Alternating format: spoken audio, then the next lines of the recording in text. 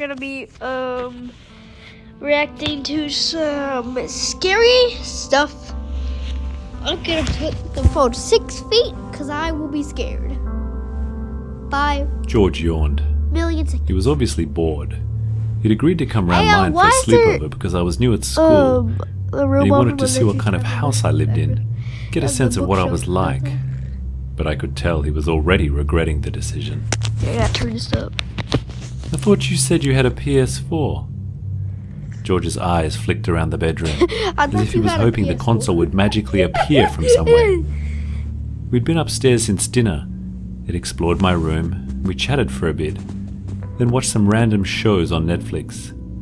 Things were going okay at first, but as the last light bled out of the day and the sky outside darkened, I could tell George was losing interest. Hey, yo, did you get the Pop-Tarts, Steve? You got the Pop-Tarts? That was when I suggested we do something a bit different. Nah, I don't have one, I said. Sorry. Are you still up for having a go at this game, though? What? Telling each other stories. Isn't that little kid stuff? George glanced at the watch on his wrist. Bro, 13. I followed his gaze. 13 minutes. George's watch was the first thing I noticed about him. He sits in front of me in English, and I spotted the watch after a ray of sunlight glinted off its face and caught my eye. It's a really nice watch. Most of the kids in my year have digital watches, those blocky ones that light up when you press a button on the side. But George's watch was different, more adult. It was one of the reasons I'd picked George to invite over. Hey, can I try your watch on? George looked up at me and frowned. What? Your watch? Can I try it on? It's really nice. George stared at me for a second longer. Sorry, I don't let anyone try my watch on. And then Dad you know says that I'm mean not that allowed. like He the glanced hands around the coming room towards once more, you. his eye going from the door Like, to the dark window. come here, boy. You He better sighed. Okay, let's play this dumb game then. What do I have to do? I need to let you talk. Ignoring the bored look on his face, I smiled. Hey, yo! It's really easy. What the heck is We just that take thing? turns telling each other a scary story, like the scariest story you can possibly think I got some of. Canyon vibes now. Then, whoever's is the scariest wins the game. George rolled his eyes. I don't know any scary Blonde boy stories. is not gonna Besides, win. I think I might get some Oh, sleep he is soon. gonna win something. I'm pretty tired. He's gonna win death. Come on, just one each. You must know at least Bro, I one have been scary so story. sniffy today. Everyone does. Plus, I know loads of good ones. I watched George's face for a reaction.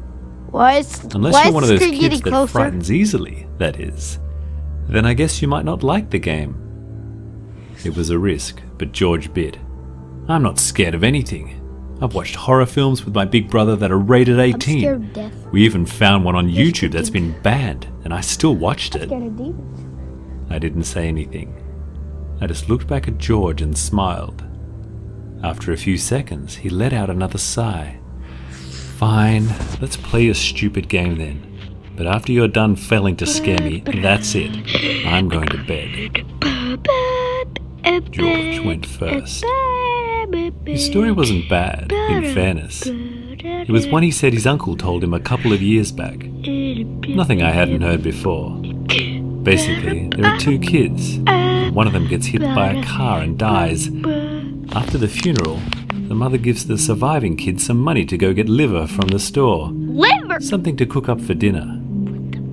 Because he's sick in the head, though, Liver? the kid pockets the money, Liver. digs up his brother, and removes his liver instead. What the heck? Later that night, the dead brother rises from his grave to come and get the kid in his sleep. It's a decent enough story, but I'd heard it 100 times already. I didn't let on though. I made all the right faces and jumped at the right parts. George got quite into it. He gestured his arms and his watch glinted in the light from my bedside lamp. His blonde hair spilled across his forehead. He was so into the story he didn't seem to notice. After it was over, he sat back and grinned. I thought you were going to start crying at one point, he said. You might as well give up now anyway. I'm not scared of anything. looked across the room at him. The house was quiet now and had been for a few hours. When we'd first come upstairs, there was still noise coming from below. The faint sound of the TV in the lounge. The rattle of plates being put away in the kitchen.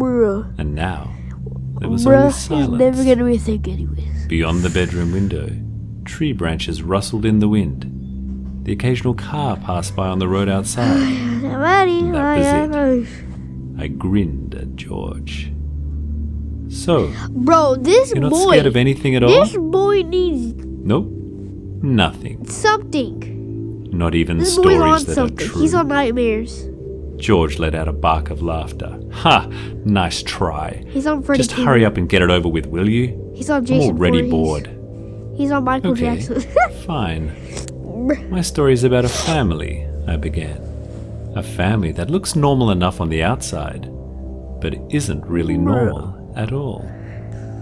George rolled his eyes again. He was starting to annoy me quite a lot by now, but I didn't let on. I just carried on with the story as if I hadn't noticed. Bro, how This long? family moves around a lot. They never stay in one place for too long. They can't, you see. The family's good at disguising themselves. They're good at hiding their secret. But they still can't go Bro, taking risks. This scares me. If they stayed in one place for more than a week, they might get found out. Guys, have you ever had Taco Bell? Then you have a nightmare? That does not make sense at all.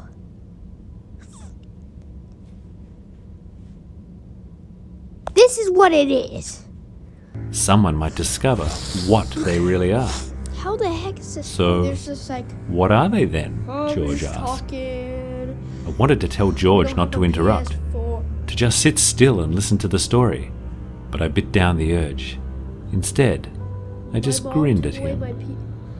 The family are monsters, I said. They're all monsters. They travel from town to town, and they leave a trail of dead kids wherever they go. I paused, expecting George to interrupt me again, but he didn't.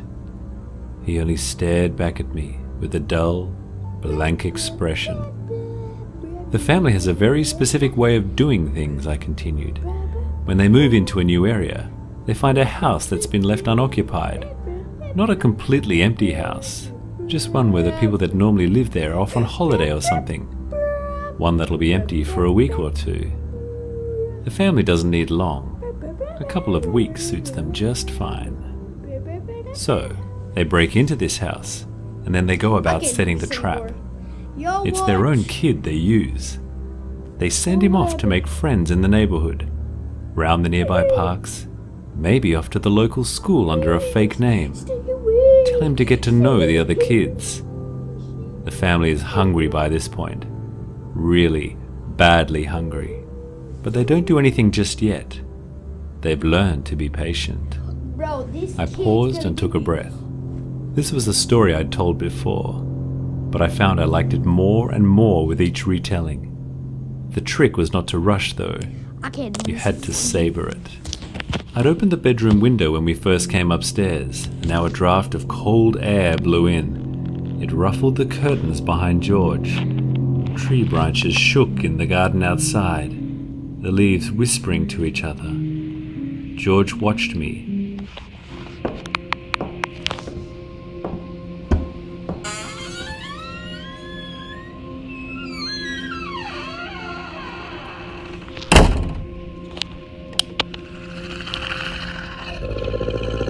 Oh, heck so, G. Alright, that's it. Bye.